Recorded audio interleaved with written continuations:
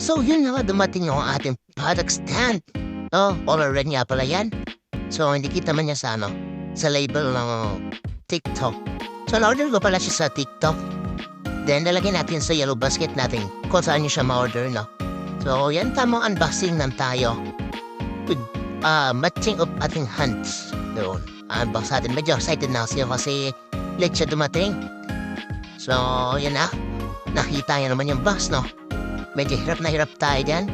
Then yan na pala yung ating pagka-unbox. Medyo batakin natin sa fast forward.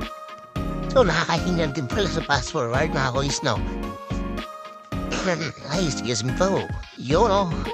And nabuksan na natin siya. Tamang show up lang box.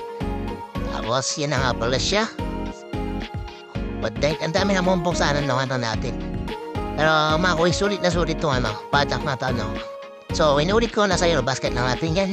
Tap nyo lang yung yellow basket. Then, yun na. Napakaganda niya, mga kuis. Lalo na sa mahilit dyan, maglinis ng kadena. Iwas disgrasya. Ika nga nila. Sa mga walang center stud na big bike, naked, and brand ng ating mga motorcycle, no? Na kailangan ng product. So, lalo na paingat tayo sa ating mga baby. Ayan na nga pala, mga boys. And meron pala siya konting dents. Siguro sa sa pag-deliver na alog-alog niya, tumama yung mga bakal. Kasi yung mga tornilyo is hindi hinakalat doon sa box. So yung mga tornilyo. Then, yan, mapakita lang natin yung kasama sa package.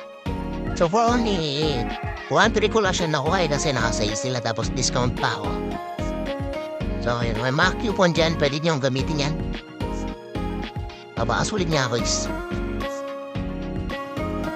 Yung mga kasama niya sa box. Yung pang ipit niya sa may